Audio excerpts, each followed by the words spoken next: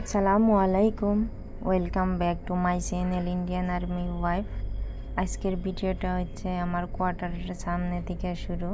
তো এই যে এলোভেরা গাছটা দেখতেছেন, ওইটা আমি 20 টাকাতে একটা ছোট্ট একটা চারা কিনে আনছিলাম, এখন কত বড় হয়ে গেছে।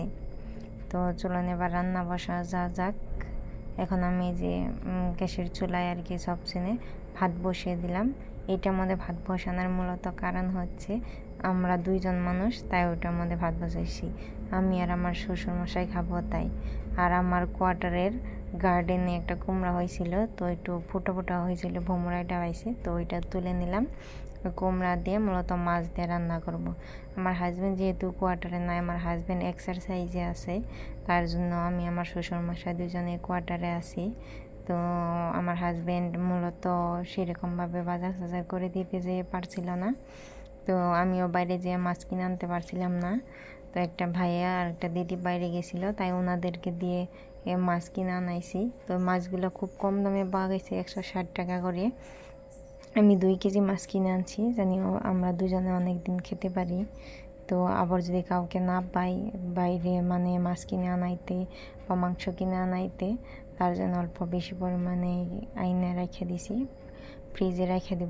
মাছগুলো আমি ভালো করে পরিষ্কার করে নিছি। এখন এখানে নুন, জিরা মানে পাউডার, হলদি পাউডার, মরিচের পাউডার মানে মরিচ গুঁড়া, তারপরে ধনিয়া পাউডার, এগুলো সব দিয়ে আর কি আমি ভালো করে মাছটা ম্যারিনেট করে নিয়ে তারপরে ভাজবো। এই যে দেখুন আমি ভালো করে ম্যারিনেট করে নিতেছি, কারণ আমরা দুজনে খাবো, এত মাছ তো আর কি 2 দিনে খাই, শেষ করা যাবে না। তাই আর কি ভাইজে ফ্রিজে রেখে দেবো, তাই মাছটা বেশি ভালো থাকবে, তাই যখন ইচ্ছা তখন বের করে মানে খাইতে পারবো। তো এই যে এখন আমি এখন তাওয়া বসিয়ে দিয়েছিলাম আগে থেকে গ্যাসের চুলায়, তাওয়াটা গরম হয়ে গেছে।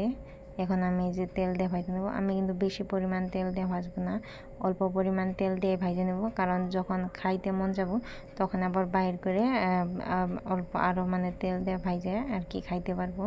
এখন দেখুন এই যে এক এক করে আমি মাছগুলো ভাজে নিতেছি। তো আরেকটা কথা বলি, আমি কিন্তু এখন বাসায় আছি। এই ভিডিওটা করা আমার যখন আমি কোয়ার্টারে ছিলাম, তখন মূলত এই ভিডিওটা করা গ্যালারিতে ছিল, তাই ভাবলাম যে ভিডিওটা শেয়ার করে দেই। আপনারা বড় ভাইবেন না আমি যে কোয়ার্টারে আছি। তো কিছুদিন পরে অবশ্যই কোয়ার্টারে যাব, তো তখন আপনারা দেখতে পারবেন, আপনাদের সাথে শেয়ার করব।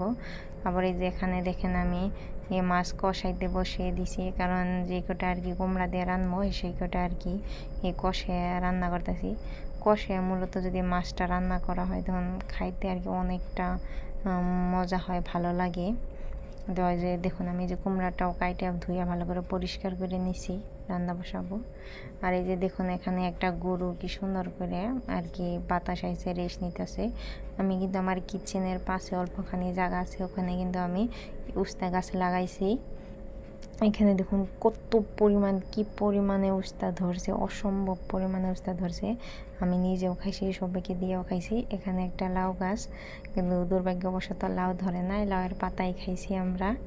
ওই যে দেখুন মাছগুলো লাহালে আর কি ভাজা হয়ে গেছে, কিছুটা ভাজা হয়ে গেছে, কিছুটা বাটিতে রয়েছে, আর কিছুটা ভাজা হইতেছে। আবার এই যে এখানে দেখুন তরকারি বলে করছে, ফুটতেছে। তরকারিটা হয়ে যাইব আর কি, একটু পরে মাছ দিয়ে দিব, তারপরে তরকারিটা হয়ে যাবে। তো তো সব কিছু রান্না বাড়া শেষ, আমার কাম কাজ সব কিছু শেষ, পরিষ্কার শেষ। এখন আমি দুপুরে লাঞ্চ করতে বসছি। এই যে দেখুন এখানে আমি কিন্তু কোয়ার্টারে গার্ডেনে কচু গাছ লাগাইছিলাম, কচু গাছের কচু ভাজা, তারপরে কচু ডাইগা ভাজা, কমলি শাক ভাজা, ওইটাও কিন্তু আমার গার্ডেনের। কুমড়া কিন্তু আমার গার্ডেনের, উস্তাও কিন্তু আমার গার্ডেনের। খালি যে চালটা আর মাছটা বাহিরের কিনে, আর বাদ বাকি সম্পূর্ণ সময় আমি গার্ডেনে। আমি কোয়ার্টারে তো তেমন কোনো কাজ কাম নাই।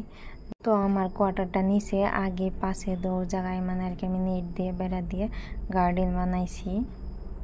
তো ওখানকারই সবজি, মূলত ফ্রেশ সবজি খাইতে অনেকটা ভালো লাগে। কার কার ফ্রেশ সবজি খাইতে ভালো লাগে অবশ্যই কমেন্ট করে জানাবেন, আর আমার পাশে থাকবেন, আর অবশ্যই আমার চ্যানেলটা সাবস্ক্রাইব করবেন।